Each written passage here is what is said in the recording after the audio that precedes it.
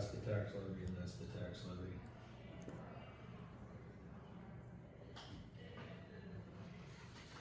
General revenue of the bridge. Look at them for me.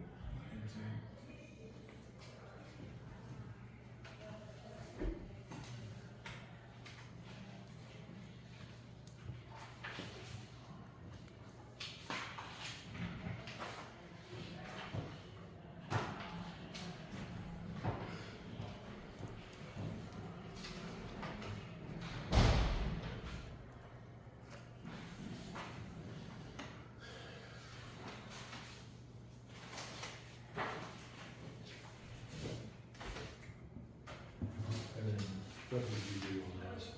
What, have we I decided on that? haven't done anything.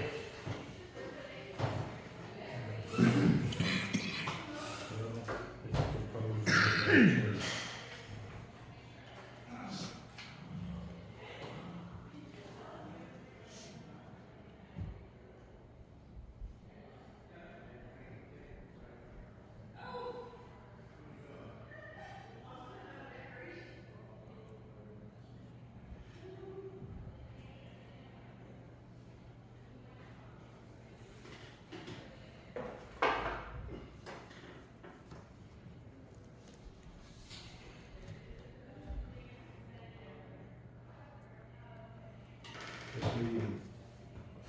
This meeting last year is the one we signed this emergency proclamation after the tornado.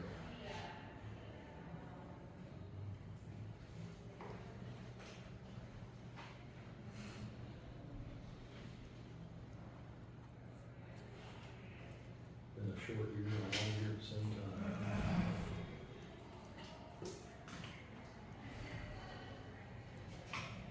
Well, this is about to say.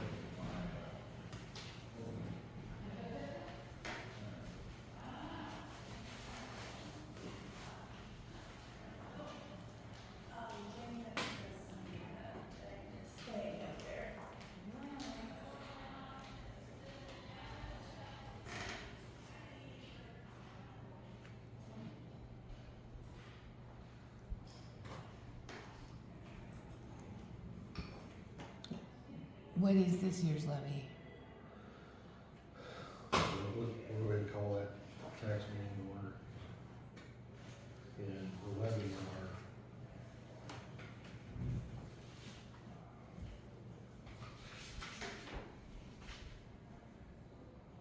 The proposed levies. This is road and bridge.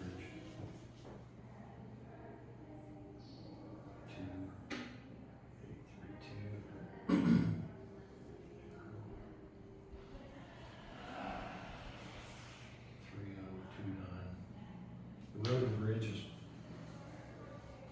0.2832 and the general is 0.3029. So could you like break that down and what that is for like $100 valuation or?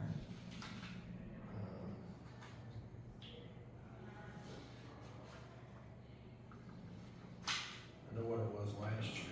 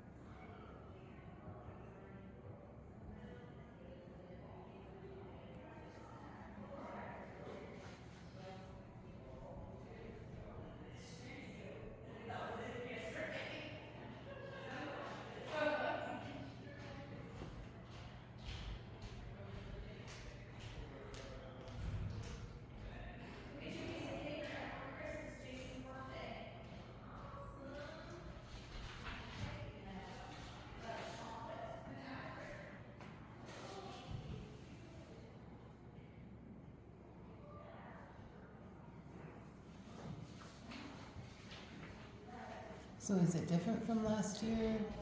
The rates are different, the assessed evaluation, is up from 119 to 120, yeah, 119 something to 120 something.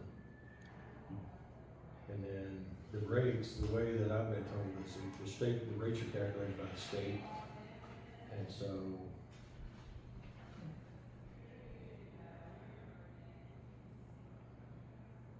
that's the information I So have. they just like send you what it's gonna be, and then you guys vote and approve it. Is it higher this year? So it's higher this year than it was last year. Okay. The rate's different.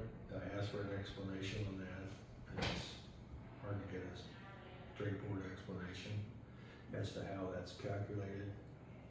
But, I do know the tax rates are different this year. Last year was 0.2985. This year we're 2.832 or 2.2832. So that's a shade down a little. Let me get them, be sure I get them straight. The road and bridge last year was 0.2735. The road and bridge this year is 0.2832. Okay. The general last year was 0.2985. This year is 0.3029.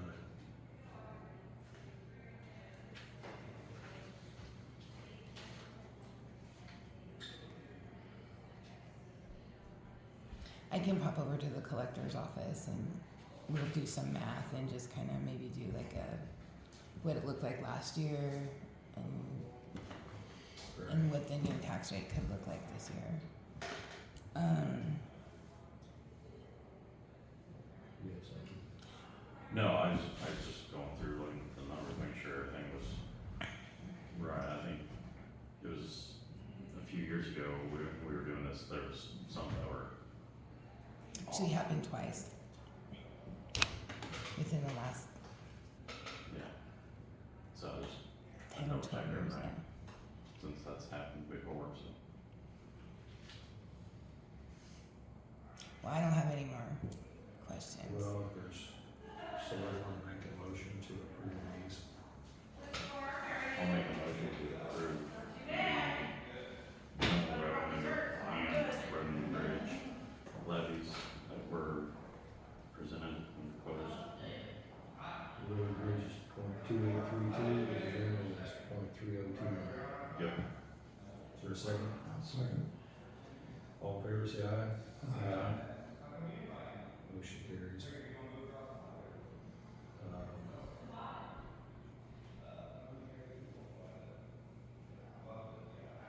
I guess that's all for the tax levy.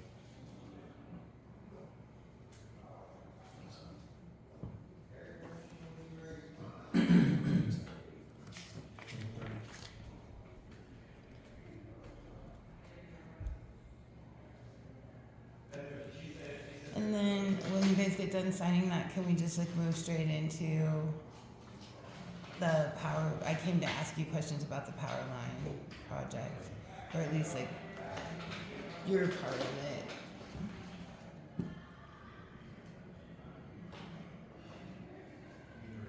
Part of the power line project. DZTM. The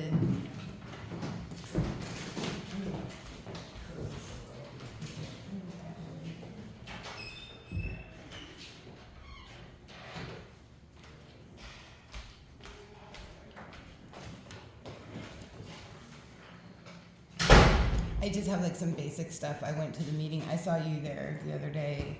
I know you guys have been kind of getting your head around it for a little longer than just recently. So I just have a little list of questions. First is, when did you become aware of the new high voltage power line project, and like, you know, what have you guys been kind of doing to? We've been getting emails for a year and a half Yeah. with questions that we felt like relating to something like this. We had, some of them were more specific, but it's all been pretty vague. It was companies that we we're talking about engineering was the questions we was getting. And, but then officially we became aware of it about 30 days ago. There was a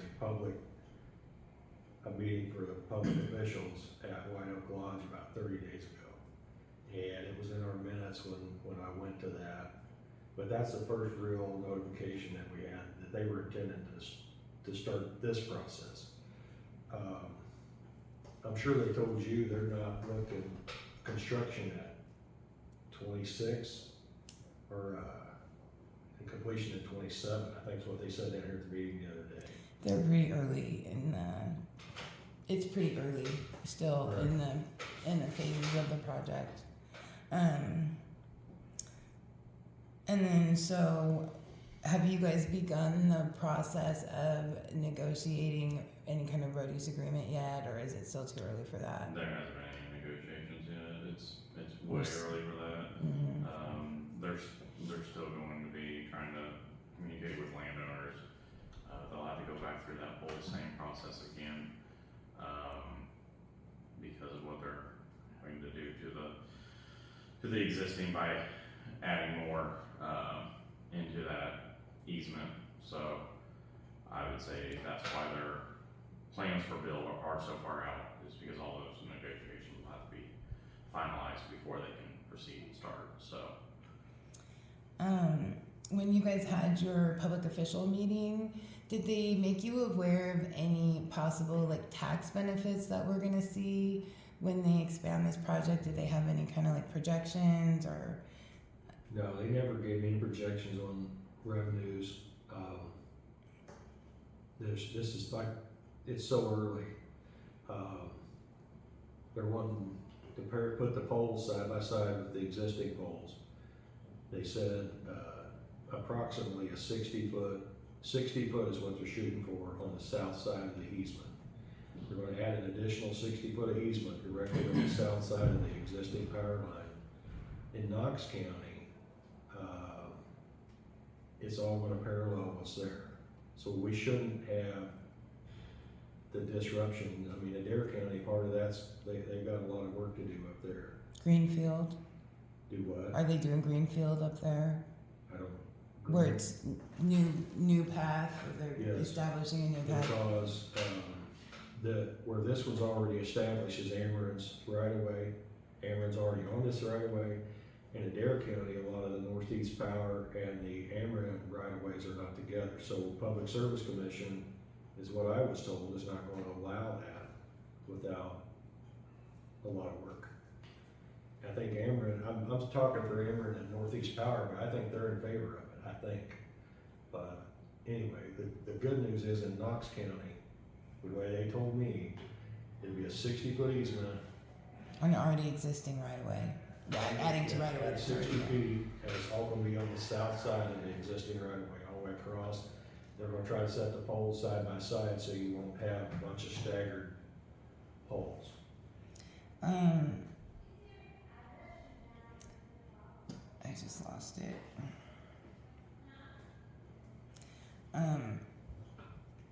Did they talk to you about how the Missouri law has changed and now they're required to pay 150% of the property value? Kind of like every farm is a century farm. When the Martin transmission line first came through, there was like a real push for the value of the property. You know, it's a one-time payment. It's not annual. They make, they make one payment and then that's that. And if property switches hands, like there's no kind of benefit, even though these lines are existing and going to be making it, gaining income. They're only required to make, one payment, but something that Representative Sharp told me about the other day was that our law has changed and they have to pay that 150%, of the value of the land, which is a lot different than what it was like when it came through as the Mark Twain transmission line. We did not have those rules in place. And all of that will be between them and the landowners. None of that will fall on us. Yeah. And then do any of you have land on that way? guys all have like a kind of dog in the fight because you're representing, you know, it's gonna hit Well, east and we'll have west. the road use, we'll have to do a road use agreement with them, as we did before. And we'll have negotiations with them about that.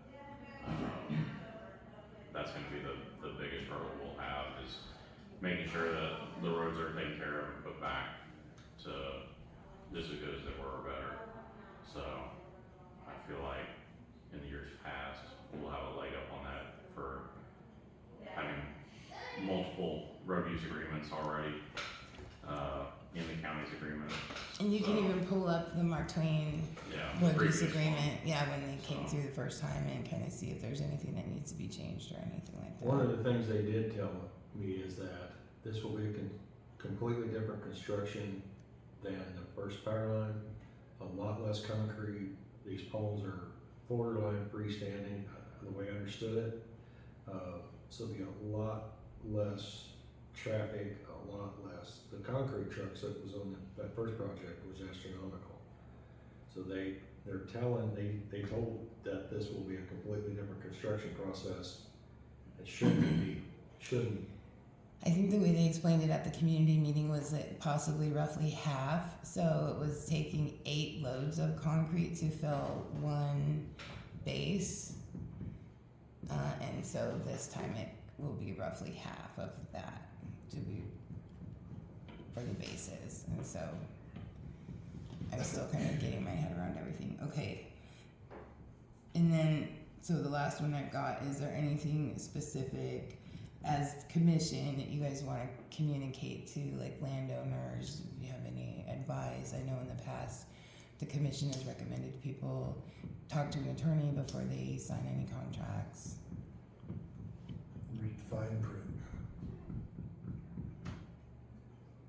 I mean, it's always in the landowner's best interest to have their attorneys or someone knowledgeable in those transactions to look at it and help them, so. Again, that everybody is gonna have to do that on their own. None of those agreements will be brought up here. I would hope that a lot of the landowners learned from the last time. I mean, whether it was good or bad, that it's only been 5 years. I'm not sure how many years it's been. It's not been very long ago. They've all went through this, so they've all experienced it once. And then, so I would think that would make it easier for them to negotiate. The other side of this, where it's just extending a 60-foot, which is a lot, but it's not like a complete new easement. It's not like, so hopefully it'll work out good for everybody. Hopefully the landowners will be able to get what they need out of it and be prepared to do the negotiation better than they did last time. And some of that will fall back on, you know, the regulations that they're put under. Some of our landowners here in Knox County kind of got short-sighted because they only had to have a certain percentage of landowners sign off saying that it is completed 100% and are happy with the way their land looks. Part of where that transmission line goes through is pretty rough country, and they knew they didn't have to have those sign off on, so they didn't kind of get taken care of like others should have. So hopefully the state requirements are a little different this time through for those projects to be signed off and completed, so we don't have landowners that have fields messed up or low spots now that flood during high rains that, you know, take out the crop with just a little rain, where normally it take a lot more to affect the crops in those areas because the field was dug out. And not Soil put back out. compaction, So, yeah. Soil compaction was a big issue Yeah, on the so list. hopefully there's something there to protect the landowners in that aspect of things a little better than last time. But yeah. All right. Well, is there anything that you guys want to add about this? Do you think I have been asked about? Okay. And then I want to throw one in. This is completely unrelated to the power line project. At the last Edina City Council meeting, the city went ahead and voted to forgive the taxes on these dilapidated, not structurally sound businesses here around the square. I think there's 3 of them. And I just want to kind of touch base with you guys. Is that something that you're considering doing as well, to help, you know, the hopeful property owner be able to get these buildings signed up for grant money and hopefully torn down in the foreseeable future?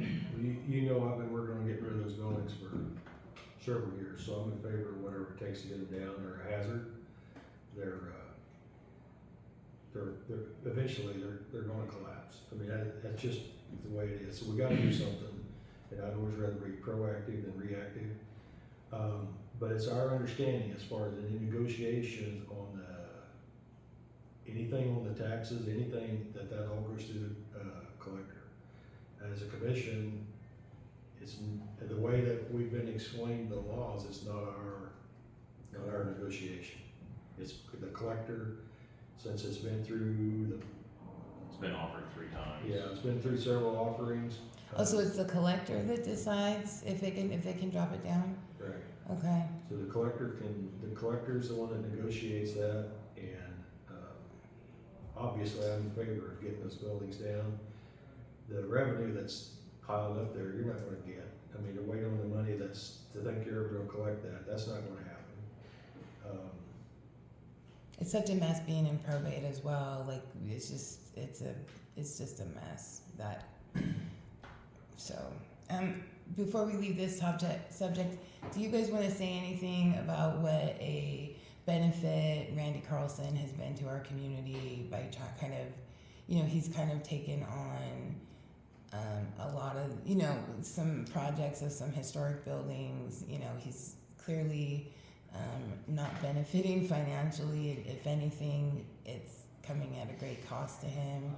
He's agreed to pay the 20% if it's accepted for the CBDG. You know, that comes out of his pocket.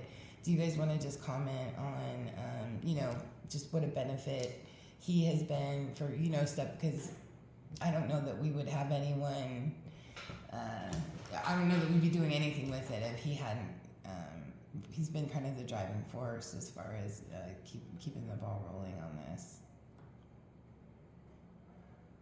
Yeah, Randy's a huge asset to the community. You know, from his day job to his evening job to taking on a lot of this stuff. Yeah, we need everybody stepping up and trying to make a difference. Randy's a huge asset to the community. And like I said, in more ways than most people know. Most of the people that are doing stuff like this, people are out there working, trying to make stuff happen, but it's behind the scenes. The way this comes out is when you have to go through the processes to make something like this happen, and it comes out in front of the public. But yes, he's a huge asset. I'm glad he's taking it on. Me too. It's a huge job, you know, it's huge. And it's a huge headache. So, bless him for getting in there and being motivated. Okay, well, I don't have anything else. If you guys have anything going on that you want me to throw in or think I should be paying attention to, outside of, we got Cornfest coming up next weekend. We're painting the water tower, did you know that? Yeah, it's cool because I'm totally fascinated. Like, I'll stand outside and take pictures and videos. Those poor guys I think they're probably used to me now when they see me out in the street. I'm afraid of the They're like you guys used to me making videos of you. That'll be. The one thing that might is the auction, we're selling off that surplus equipment inventory at the county barn. When? Big Iron. September the 25th. It's been listed with Derek England.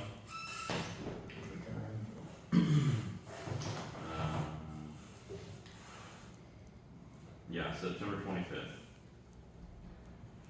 And it's from rebar to, Yeah, bidding begins on September 11th.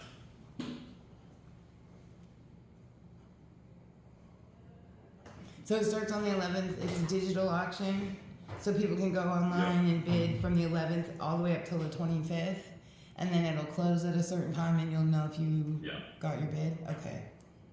Usually they advertise with us too, so we'll probably get something in the paper from them, huh? And close when the auction's over. It's On the also an 25th. absolute too, there's nothing reserved, so if anybody, it's an absolute sale, No reserve. no So reserves.